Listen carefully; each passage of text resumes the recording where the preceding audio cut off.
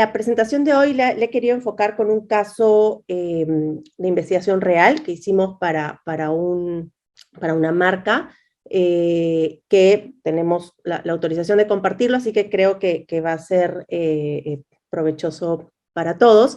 Y voy a empezar un poco antes de entrar al caso real, con una breve introducción de cómo se puede complementar la investigación hoy en día, la investigación del cliente, del consumidor, el conocimiento del consumidor, cómo se puede complementar utilizando distintas herramientas y metodologías de investigación. Tenemos desde la investigación más tradicional, que es muy utilizada y nos da muchísima información, ¿no? El trabajo de campo de entrevistas, encuestas, información declarada de los mismos usuarios o clientes.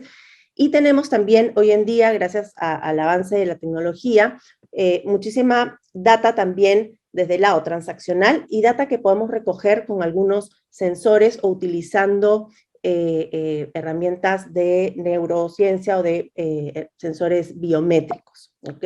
Entonces, yo quería comenzar explicando un poco que hay digamos, portafolio, un abanico relativamente amplio de sensores, de distintos sensores que se pueden utilizar para registrar distinto tipo de información de los clientes.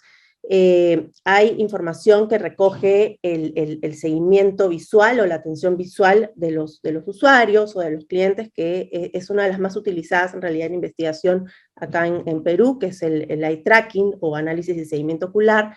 Hay otro tipo de sensores que recoge, por ejemplo, a través del reconocimiento de las microexpresiones faciales. Todas las personas tenemos digamos, una cantidad de microexpresiones que las hacemos en todo momento, y se puede medir también hoy en día digamos, el grado de emoción o los distintos tipos de emociones que puede estar sintiendo una persona al estar o al interactuar frente a un determinado estímulo, asociando estas microexpresiones, digamos, con ciertas emociones positivas, negativas. Y así hay distintos sensores, como la respuesta galvánica de la piel, que son unos sensores que se ponen como pulseras o en los dedos, que también registran actividad, digamos, emocional de las personas. Estas tres que les he mencionado son las que en investigación hoy en día se utilizan un poco más, porque las otras todavía están en un campo más como académico o médico. El electrocefalograma o la resonancia, ¿no? Son todavía, digamos, herramientas todavía un poco invasivas para el campo de la investigación, digamos, en un ámbito más comercial, mientras que el eye tracking o seguimiento ocular, la codificación facial y la respuesta galvánica de la piel son equipos sumamente portátiles, ¿no? Hoy te puedes poner unos lentes o tienes una camarita en una computadora y el usuario o el cliente está en un contexto mucho más, digamos, similar a la realidad, ¿ok? Voy a enfocar esta presentación, porque es el caso que tengo, un poco más en esta metodología, que es el análisis de seguimiento ocular o eye tracking, que te permite registrar, ¿no?, todo el recorrido visual de una persona cuando está frente a un estímulo. Un estímulo que puede ser digital, puede ser una página web, una aplicación móvil, o puede ser físico, puede ser una góndola de un supermercado, una tienda, y analizar, ¿no?, qué estímulos o qué, por ejemplo, zonas de un anaquel, o qué zonas de una página web llaman o capturan más la atención de un consumidor. ¿Y esto por qué se está, digamos, o se utiliza? Además, porque ayuda a complementar la información declarada que podamos tener de los consumidores, de lo que recuerdan, cuando uno les pregunta, por ejemplo, ¿qué marcas viste en el supermercado? O ¿por qué compraste esta marca y no la otra? Con el comportamiento real. Y el comportamiento real, que muchas veces es, se le dice autónomo, porque casi, digamos, ni nos damos cuenta muchas veces. O sea, si nosotros estamos mirando constantemente las cosas, pero no siempre somos conscientes, ¿no? De todo lo que estamos mirando y de en qué lugares o qué cosas nos detenemos más, ¿no? O captura más nuestra atención. Y entender esta parte previa a la toma de decisión, ¿no? A la toma de decisión de comprar, por ejemplo, un determinado producto o hacer un clic en una determinada zona o enlace a una página web, entender ese comportamiento previo es de mucha ayuda para las marcas para identificar oportunidades, barreras, ¿no? Cosas que se pueden mejorar. Si yo les preguntara, por ejemplo, ¿no? Ahorita miran esta pintura o este cuadro y se las dejara ahí por 30 segundos y luego la sacara de la pantalla y les dijera qué recuerdan más o qué recuerdan de esta pintura, seguramente cada uno me diría respuestas distintas, ¿no? Quizás algunas personas se fijarían más en, perdón, no sé, en las caras de las personas, quizás otras recorren más el ambiente de la habitación, quizás otros se fijan más en una o dos personas específicas, y eso es lo que suele muchas veces ocurrir en contextos de usuarios o de consumidores. Y además, que es importante saber que la tarea o el contexto puede modificar estos patrones visuales o estos recorridos visuales. Una cosa es que yo les diga, perdón, disculpen, desde ahorita les digo que estoy con un poquito de tos, voy a ir tomando un poquito de agua cada cierto ratito. Es diferente si yo les digo free examination, ¿no? Si les doy como el contexto libre. Imagínense que ustedes van a un supermercado, no tienen pensado todavía qué cosa van a comprar y están simplemente recorriendo el espacio. Pero es diferente si ustedes tienen una tarea específica, ¿no? Si yo les hubiera dicho en la pintura, quiero que me digan qué edad creen que tienen las personas que salen en ese cuadro, quizás su recorrido visual hubiera sido más parecido a este del número 3, donde estarían más concentrados en mirar las caras de las personas, ¿no? O si yo les dijera un poco cómo creen que es digamos, la situación económica de la familia, quizás hubieran estado mirando más el piso, los muebles, las paredes.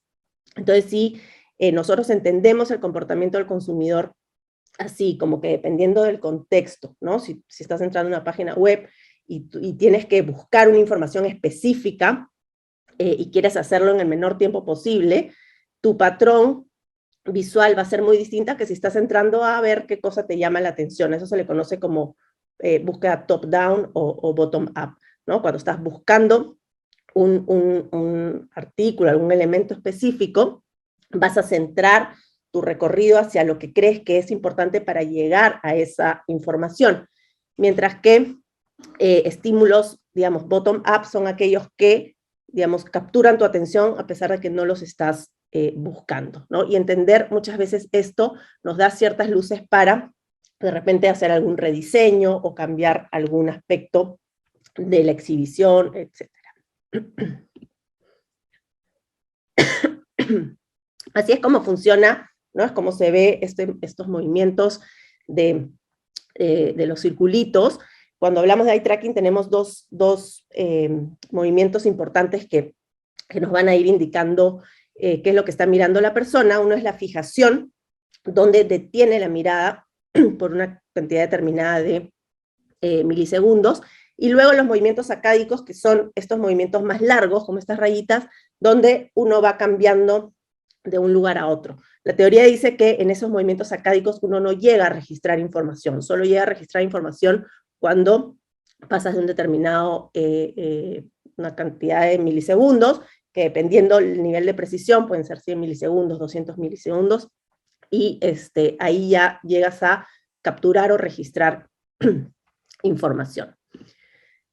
¿Qué tipo de reportes se pueden tener? Y esto para que después puedan ustedes entender con mayor claridad el informe que les voy a, o el caso que les voy a presentar. Podemos tener el recorrido, ¿no? Y los puntos de fijación visual. Podemos tener estos mapas de calor, que se conocen también como heatmaps, donde marcan, ¿no?, las zonas de mayor tiempo de atención visual, y uno puede determinar ciertas áreas de interés, para tener identificados por distintas zonas de una góndola, o distintas zonas de una página web, o distintas zonas de un panel publicitario, cuáles son las que capturaron más la atención.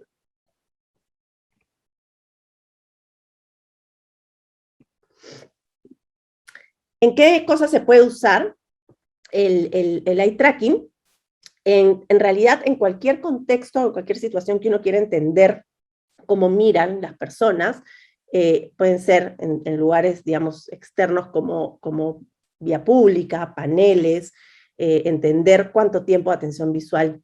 Tenemos algunos casos también en vía pública para saber cuántos segundos le dedica una persona que va en auto, o si hay diferencias entre una persona que va en auto como piloto versus copiloto, o si es que va en transporte público, porque digamos, el campo visual es diferente, para catálogos, para páginas web. En páginas web como un complemento de pruebas de usabilidad se utiliza muchísimo, porque además es un complemento de toda la analítica web que hoy se tiene con Google Analytics, con otros sistemas de información.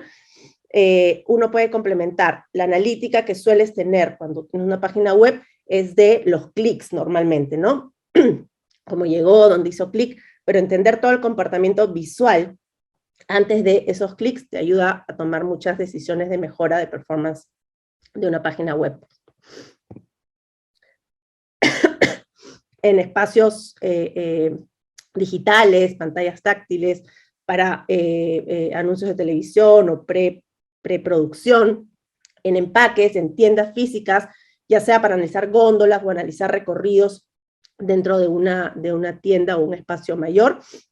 Te da mucha información sobre zonas calientes, zonas frías, ¿no? Y el ejemplo que vamos a ver ahora está relacionado a un espacio físico, un estudio que se hizo para entender el comportamiento de la categoría de cuidado para el cabello, de champús, en una góndola o en un supermercado, y cómo es que los consumidores o los shoppers interactúan con la góndola en el supermercado. Perdón, un segundito.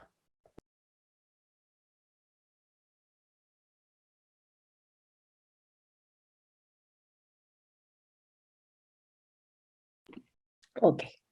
Entonces, el caso que tengo para mostrarles es un caso que hicimos en conjunto con L'Oréal. Lo hemos presentado en algunas conferencias, y un poco, digamos, las preguntas que existían, o las preguntas de negocio antes de hacer la investigación, era entender cuál es, por ejemplo, esta relación, ¿no?, entre la atención visual y finalmente la compra o la intención de compra. O sea, si es que hay una correlación, no hay correlación, cuánto tiempo de atención le dedica, por ejemplo, el shopper cuando ya está en el punto de venta, ¿no?, a una determinada categoría, como en este caso fue la categoría de shampoos. Si mi marca está siendo vista o no, o sea, decisiones ahí, por ejemplo, de exhibición, ¿no?, bueno, sumamente importantes. Cómo interactúa, por ejemplo, el shopper con los distintos elementos dentro del punto de venta, los empaques, los precios, el material promocional, cómo interactúa con las otras marcas, ¿no? Si compraron mi marca, ¿qué otras marcas vieron? O si no compraron mi marca, pero me vieron, ¿no? ¿Cómo es un poco ese recorrido visual antes de tomar una decisión?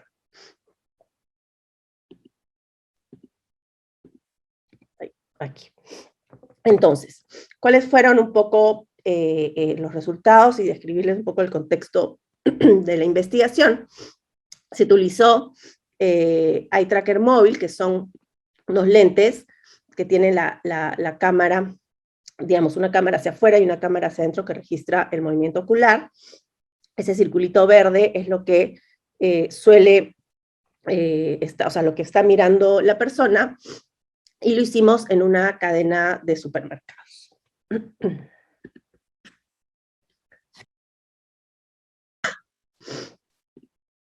¿Cuáles fueron algunos de los resultados principales que se hallaron con esta investigación? Primero, sobre el comportamiento del shopper al momento de elegir una marca. Como suele ser, recorrido y cuánto tiempo le dedican. Y un poco lo que, digamos, se pudo registrar con esta investigación es que en realidad lo primero que hace un consumidor cuando está entrando al pasillo o a la góndola hace como un barrido rápido, ¿no? Como un escaneo visual de la góndola, que le dedica, ¿no?, hasta 3 segundos, entre 1 segundo y 3 segundos, y luego cuando hay algo que ya captura su atención o una marca determinada, le dedica un poco más de tiempo. Luego de este barrido, que en realidad también depende mucho de por dónde ingresa a la góndola, ¿no? Lo que también se identificó es que el shopper muchas veces no llega a recorrer la góndola completa, sino que a veces suele llegar como hasta la mitad o hasta el centro. Entonces, dependiendo si entra por la derecha o entra por la izquierda, las zonas de calor van a ser distintas. Por eso es que normalmente la mejor ubicación es la ubicación central, ¿no? Ninguno de los dos laterales. Luego, una vez que ya capturó, ¿no?, la atención de digamos, del shopper o del usuario, ya le dedica un poco más de tiempo a, digamos, comparar, registrar la información de los empaques, y normalmente si ya hablamos de una góndola y las ubicaciones dentro de la góndola, normalmente, de hecho aquí teníamos un cuadro, perdón, corporativo, perdón, aquí. Normalmente las zonas que son, y esto independientemente de la marca o de la ubicación dentro de la góndola, en góndolas hay distintos tipos de góndolas, pero en góndolas, digamos, una de las más estándares que son de 5 pisos, digamos, las zonas de mayor visibilidad fueron digamos, la góndola que está más como a la altura, ¿no?, de la mirada, que era la primera, de arriba, porque en góndolas de 7 u 8 pisos son las zonas centrales las que tienen mayor visibilidad. Y las zonas de abajo, las filas de abajo, son las que tienen menor visibilidad, ¿no? Tanto en tiempo de atención como digamos, en segundos, como en cantidad de participantes.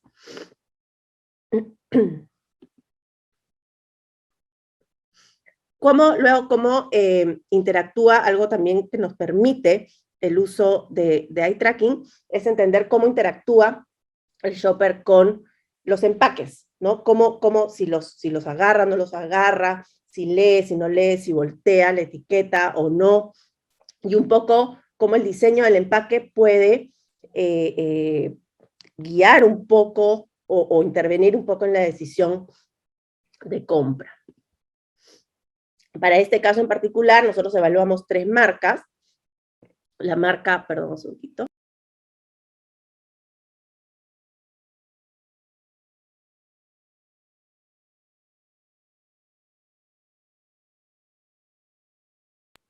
Discúlpenme, perdón.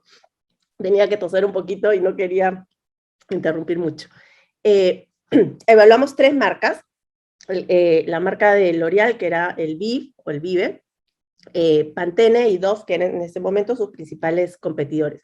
Y uno puede, cuando les dije que tenemos distintas, se pueden definir zonas de interés, uno puede marcar, por ejemplo, un elemento y decir, quiero saber cuánto tiempo de atención visual, por ejemplo, le dedican a la marca o a la descripción de el tipo de shampoo, si es para cabello liso, cabello de color, etcétera, y entender un poco qué elementos o qué zonas del empaque capturan más la atención y cómo es ese recorrido visual. Y un poco lo que se pudo concluir con este análisis, que además es importante mencionar que siempre que se hacen estos tipos de investigación con sensores, ya sea eye tracking, facial coding, cualquier sensor que uno utilice, siempre es importante complementar esta información con una entrevista posterior donde uno profundiza o, digamos, puede entender con el consumidor algunos comportamientos, ¿no? Siempre, digamos, es parte de la metodología combinar el uso del sensor y el registro de esa data con información, digamos, cualitativa, ¿no? A raíz de entrevistas. Lo que se pudo, digamos, analizar aquí es que en muchos casos digamos, la carga de información que puede tener un empaque puede cambiar el tipo de recorrido visual e incluso, esto se obtuvo después con entrevistas, puede resultar en mayor grado de complejidad. Y al tener un mayor grado de complejidad pasan varias cosas.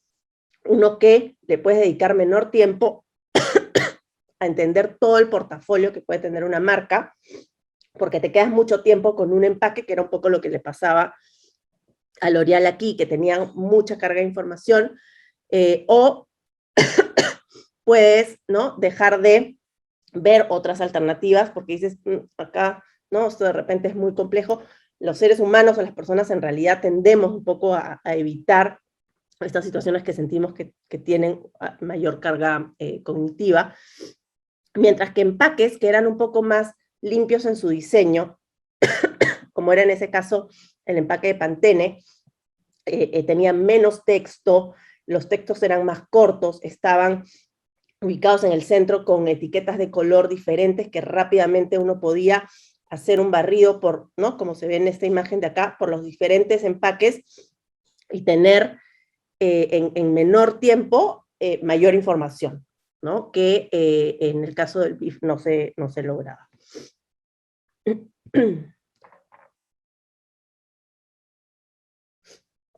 Entonces uno puede, como les decía, si marcas distintas zonas de interés, saber incluso cuánto tiempo le dedican a cada una de estas zonas del estímulo, ¿no?, que en este caso era el empaque. Luego, ¿cómo es la interacción o cómo fue en este caso la interacción de los distintos tipos de estímulos, los precios, el material promocional? Lo que pudimos notar en esta categoría de cuidado del cabello es que el precio sí era un elemento importante.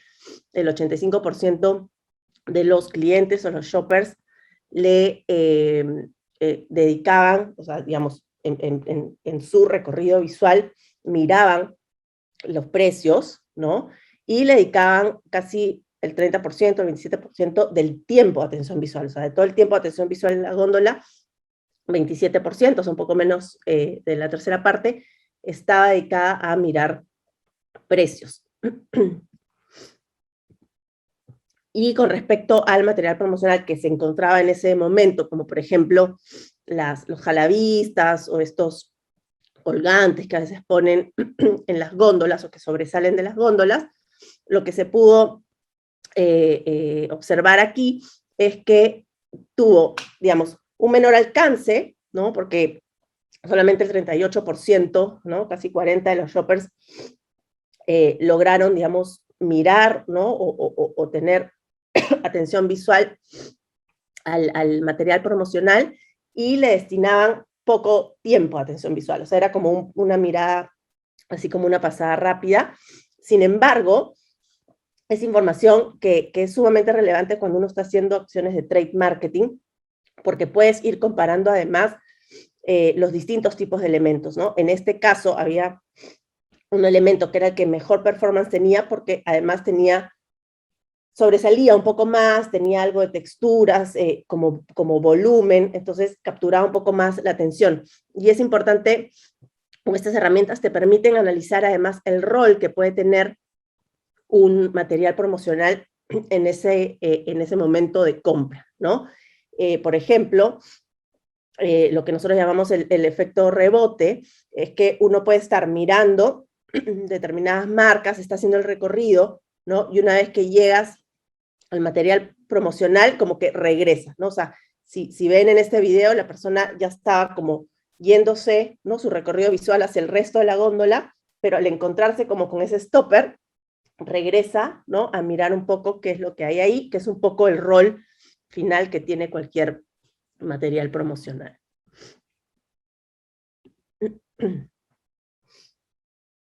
Otra información que puede ser útil cuando utilizamos este tipo de investigación es entender esa interacción visual o cómo compiten, ¿no?, por la atención visual las distintas marcas que están en una góndola de un supermercado. Y podemos entender un poco lo que llamamos el switch in y el switch out, ¿no? O sea, por ejemplo, de todas las personas que, por ejemplo, compraron mi marca, y saber, ok, yo sé, ¿no?, en este caso, el 20% compró mi marca, o sea, son clientes que finalmente decidieron por mi marca. ¿Qué otras marcas vieron? Yo, al saber qué otras marcas vieron o capturaron su atención visual, puedo tener, ¿no?, también, además de toda la información que normalmente se tiene por retail audit, auditorías de mercado, datas de share real, ¿no?, de venta, visualmente qué marcas son las que están compitiendo en mi góndola con mi producto, ¿no? Y que podrían ser un riesgo potencial de switch out, o sea, de que clientes de mi marca pasen a la otra, a estas otras marcas, ¿no? Que en el caso de este estudio en particular fueron Dove y Sedal en ese momento. Y también podemos entender un poco de dónde podemos capturar switching, ¿no? Digamos, todo digamos, la otra parte de la torta, los clientes que no compraron mi marca, la primera pregunta, y que es una pregunta súper, es como un clásico muchas veces entre el equipo de marketing y el equipo de trade marketing, son las típicas a veces discusiones que existen en las empresas, es, mi producto no se está vendiendo, pero es un problema de marca, o sea, es un problema de publicidad, de conocimiento de marca, brand awareness, etcétera, o es un problema de ejecución, ¿no? Es un problema en el punto de venta, que el producto no está disponible, que hay un quiebre de stock, o que quizá está, pero no está bien exhibido, no está bien ubicado. Entonces, digamos, la primera pregunta que se puede responder con ese tipo de estudios o de análisis es, ok, entre los que no compraron mi marca, ¿la vieron o no la vieron? ¿No? Porque claro, uno le puede preguntar al final del supermercado qué marcas viste, pero siempre la memoria a veces nos juega algunas pasadas, ¿no? A veces nosotros podemos decir, ah, sí, recuerdo que vi el BIF, pero quizá no la viste en ese momento en la góndola, sino que crees que la viste porque la recuerdas, porque has visto alguna publicidad, etcétera, ¿no? Entonces, tener data un poco más precisa de, ok, aquellos que no compraron, ¿la vieron? Igual decidieron no comprarla o ni siquiera la vieron. Son, ¿no? Te dan como dos planes de acción totalmente distintos. En este caso, se tuvo casi la tercera parte en ese momento que no había visto la exhibición, o sea, en el momento de compra, el producto del BIF. Y porque muchas veces en estas categorías, lo vimos también en este análisis, hay clientes que ya son clientes, digamos, que tienen una marca definida, y por eso el contexto es sumamente importante y entender cómo estás participando, o, digamos, en qué categoría estás y un poco cuál es tu posición dentro de esa categoría, ¿no? Había muchos consumidores en ese momento, Pantene era la marca líder, que entraban directamente al supermercado, se dirigían, ¿no? Sabían exactamente dónde estaba ubicado su marca, agarraban el producto y se iban. No hacían nada de barrido, digamos, visual. Entonces, hay, digamos, clientes que, digamos, romper, ¿no?, ya esa lealtad de marca es un reto más difícil para un competidor, ¿no? Y entre aquellos que, bueno, y este análisis se hizo también para las otras marcas, ¿no? Aquellos que compraron, por ejemplo, Pantene, qué otras marcas vieron, o aquellos que compraron Dove en ese momento, para saber un poco qué tanto, en este caso, ¿no?, el producto de L'Oréal era visto por sus principales competidores de ese momento. Y finalmente, entender cuál es la relación entre ¿no? El tiempo de atención visual y la intención de compra o la decisión de compra. ¿Hay relación o no? O sea, mientras más tiempo interactúe un shopper con mi producto visualmente, tengo mayor probabilidad de compra o no. Y aquí lo que pudimos analizar es que en términos alcance visual, o sea, de personas, de personas que vieron un determinado producto, existe, ¿no? Digamos, una relativa correlación. Aquellas marcas que tuvieron mayor alcance visual, o sea, mayor cantidad de personas que miraron esas marcas, son las que tuvieron la mayor, digamos, participación en las compras. Sin embargo, podemos ver que también ocurren casos interesantes de analizar, como en este momento fue Sedal, que habían varias personas que miraban, o sea, tuvo un relativamente buen alcance visual, sin embargo, baja participación, ¿no? Y eso ya te da indicios de otro tipo de problema, ¿no? O sea, la marca llega a capturar la atención del cliente en el punto de venta, sin embargo, hay que trabajar más en la marca, o sea, digamos, el valor de la marca para que se tome finalmente la decisión de compra. Y en términos de tiempo de atención, o sea, no de la cantidad de personas que vieron, sino de cuánto tiempo interactuaron o le dedicaron a la marca, sí vemos que también hay una correlación entre aquellas marcas que tuvieron mayor tiempo de atención visual, fueron las que tuvieron mayor participación en las compras.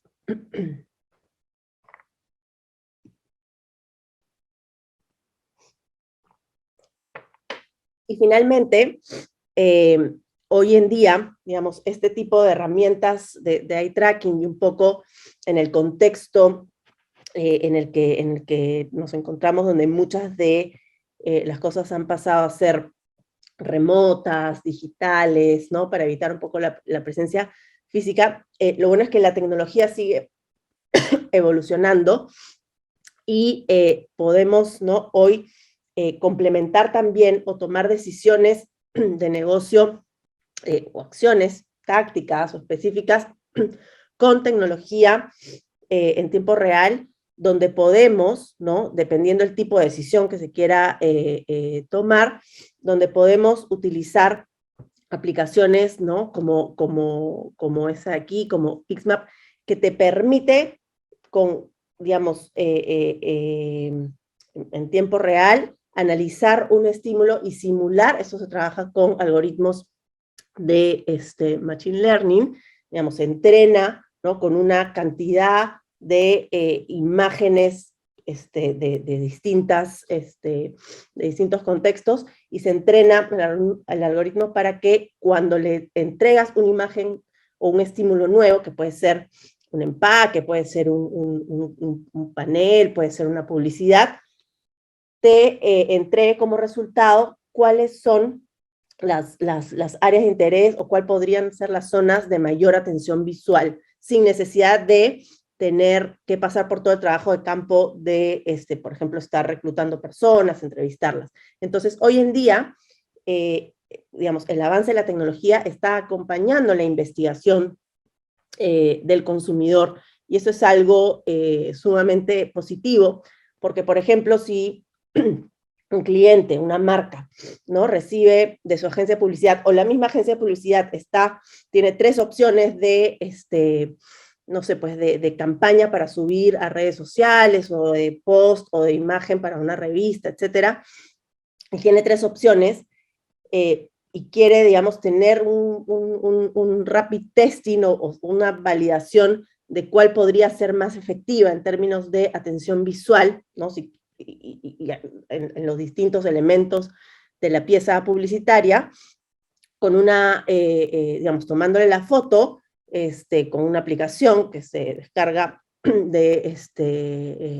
puede, digamos, en cuestión de segundos, tener los mapas de calor, tener incluso la cantidad, por ejemplo, el porcentaje de texto que es leído o no, poder marcar zonas de interés dentro de la imagen, ¿no? Y saber cuánto tiempo de atención visual, ¿no? Le dedican a cada una de estas zonas de interés, ¿no? Entonces, dependiendo, obviamente, el tipo de decisiones, ¿no? Porque si yo, digamos, quisiera cerrar con una conclusión de esta presentación, es que la investigación del consumidor, la investigación de mercados, tiene distintas opciones, ¿no? Y estas herramientas de neurociencias o de biometría pueden ayudarte en algunos casos a responder ciertas necesidades, no siempre, ¿no? En algunos casos con entrevistas o con encuestas podrás resolver mejor las decisiones o la información que quieras tener. Pero sí existen algunos momentos como, por ejemplo, en temas digitales, pruebas de usabilidad o en temas de entender un poco cuál es el comportamiento visual para entender mejor o tener una mirada adicional, ¿no? Para entender el comportamiento o la decisión de compra final, puede ser de gran utilidad, ¿no? Y algo, digamos, importante es que no siempre todas las herramientas o todas las tecnologías o todas las metodologías funcionan para todos. Sumamente importante, antes de hacer cualquier investigación, sentarse y decir, ok, ¿qué es lo que necesito saber?